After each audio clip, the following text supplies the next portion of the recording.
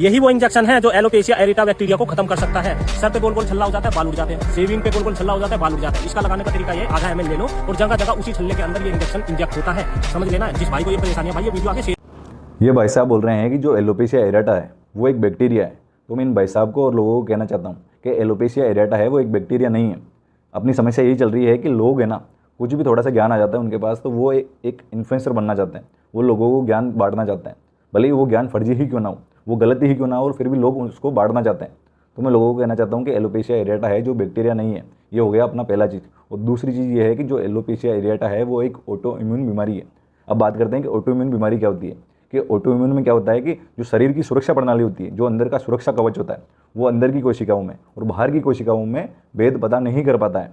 तो उसकी वजह से क्या होगा कि जो अंदर की कोशिकाएं हैं वो कभी भी आपस में मार सकती हैं, लड़ सकती हैं। उसकी वजह से वो एक बीमारी पैदा करेंगी, उसको बोलते हैं अपन ऑटो इम्यून बीमारी। ठीक है, तो एलोपेशिया एरेटा क्या है? ऑटो इम्यून बीमारी है। ये हो गई अपनी दूसरी चीज़। और तीसरी चीज़, ये भाई साहब बोल रहे हैं कि आप आधा ml सीधा इंजेक्शन लगा दो। तो मैं भाई साहब को कहना चाहता हूँ कि आधा ml कहाँ कहाँ पर लगाओगे आप, कितनी साइट इन्वॉल्व हो रही है, वो ज़रूरी है या नहीं है? फेस पे हो रहा है या स्काल्प पे हो रहा है, तो वो भी ज़रूरी है अपने लिए।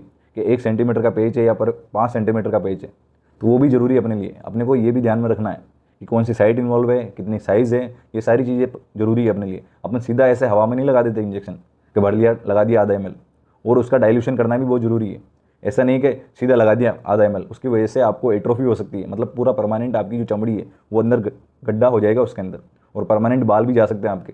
और उसकी वजह से आपके डीपिगमेंटेशन हो सकता है। मतलब डीपिगमेंटेशन का मतलब है कि परमानेंट जो आपका नॉर्मल कलर है स्किन का, वो आपका सफ़ेद हो जाएगा, वहाँ पर बबूती जैसी होती है ना, वो हो जाएगी, आपकी लहसुन जैसा बन जाएगा वहाँ पर।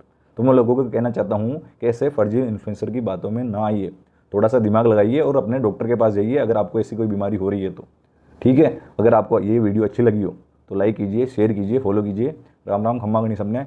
मैं था चमड़ावा डॉक्टर, फिर मिलेंगे एक नई वीडियो के साथ।